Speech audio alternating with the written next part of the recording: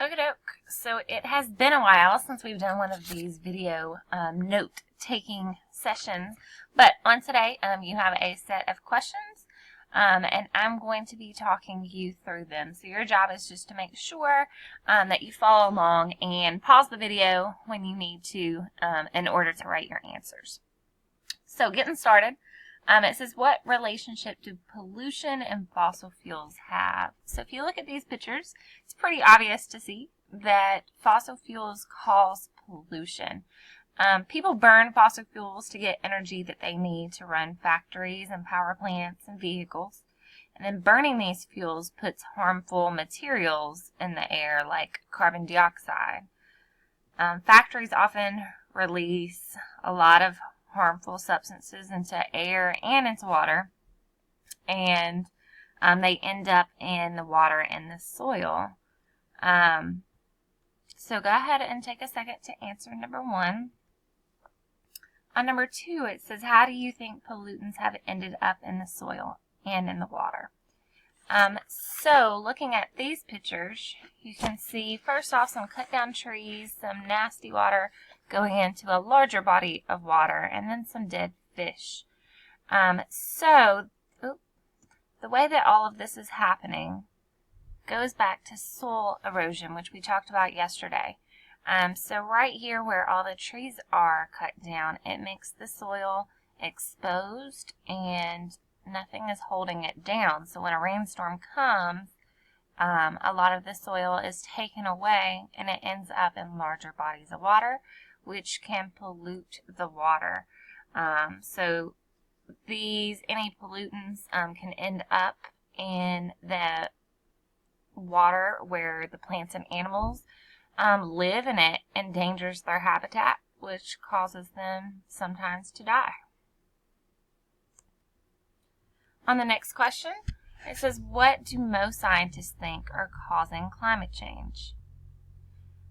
Most scientists think that people are causing changes in Earth's climate by burning fossil fuels. If you look at this graph, it says that the largest contributor to the climate change is fossil fuel usage. So you can see it takes up the majority of this graph.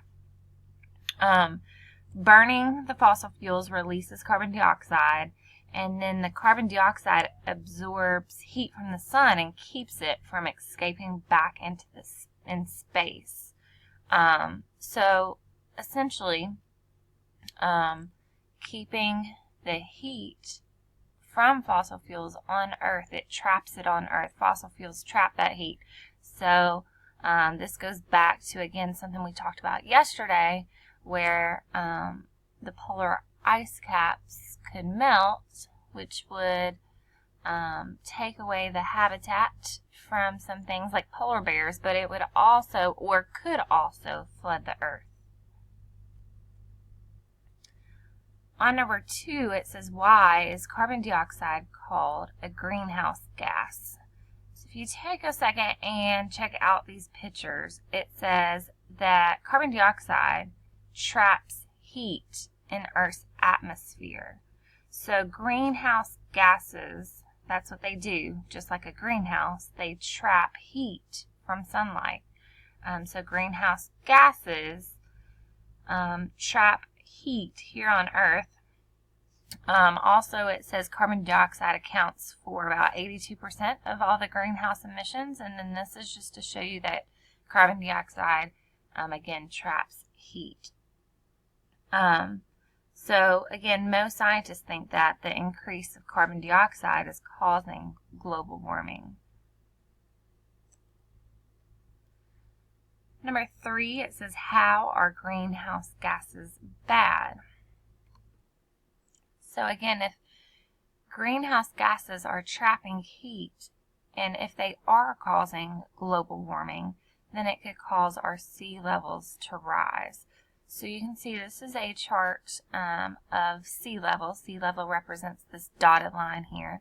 And over time, sea level has risen. Again, people think that's because Earth is getting warmer.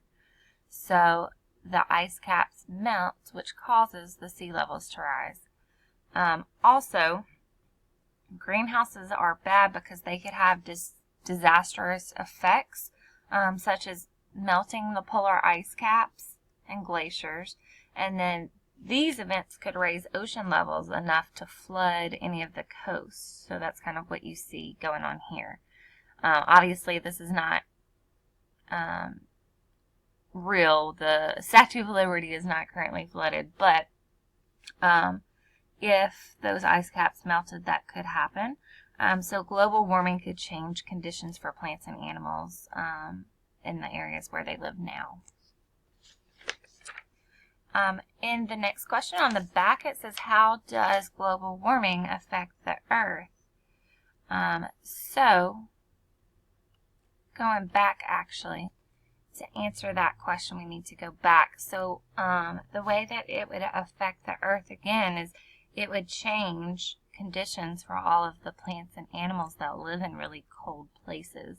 If those cold places aren't as cold, then they could die off as a species, which changes the food chain, or they're going to look for other places to live, so they could come into habitats where people live and where they're usually not seen, and so that could actually, they could start attacking people, or because maybe they're looking for food in their new habitat.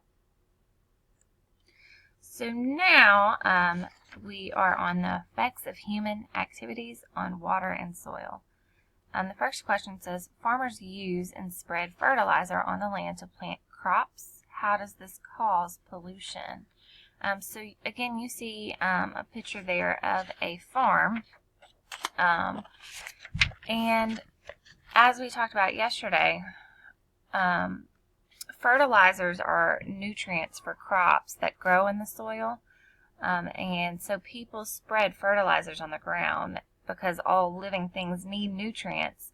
But too many nutrients can be harmful. So when rain falls, fertilizer could run off. That's what's happening in this picture, showing you the fertilizer that's here is running off into nearby rivers or streams.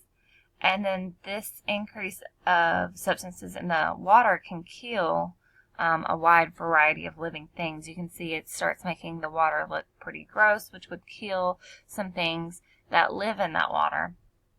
It could also increase the algae and harm any populations of fish and birds that depend on the organisms that live in the water.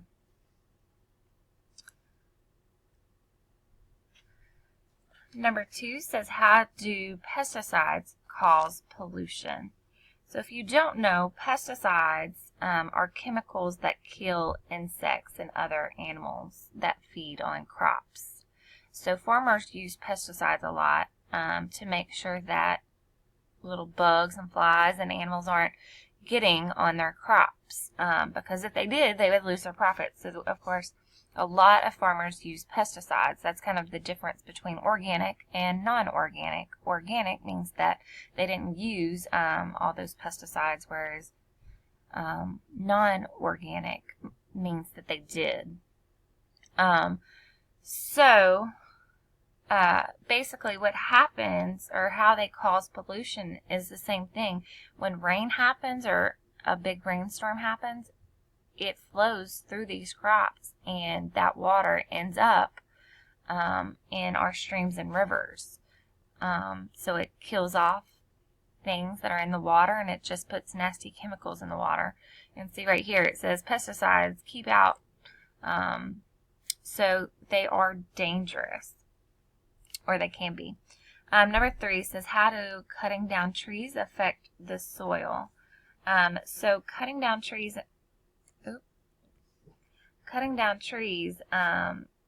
makes the soil exposed. So the soil can't stay in place, so it can be blown away or washed away.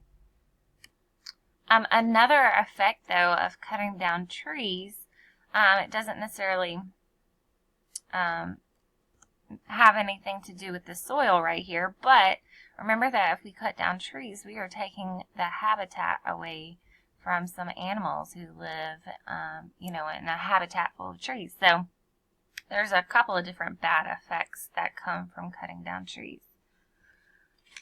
And the next question, it says, what is contour plowing and how does it help the environment? So these are a couple of pictures to show you about contour plowing, but farmers can actually prevent soil from washing away from their farms by using methods of contour plowing. So basically what that is it means plowing across the side of the hills instead of going downwards. So you can see these are going sideways instead of going up and down. So that basically prevents a little barrier from having so much soil wash away. It can't wash downhill. And then finally, your last question says, name 3 ways that we can have a positive effect on Earth. So most of us know that recycling helps the Earth. So recycling just means using or processing used materials like plastic and paper so that it can be made into new products. So if you recycle it, they can use it again. They can use these resources and make them into something else. Another way is people can reduce air pollution by burning less coal and oil and natural gas and start using more wind power, solar power, and water power. And then the last way is people can become more active in their communities and encourage other people to invest in energy sources and programs that are better for the environment. So that could mean encourage people to recycle or help recycling programs get started. Let people know about different recycling places in the area. It says we recycled more than 6 billion pounds of plastic in 2014 in the U.S. Way to go. So we are increasing how much we are recycling every year, but we're still throwing away tons of things that could be recycled. So go ahead and stick this in your note section in your binder, and we will discuss these at the end of class.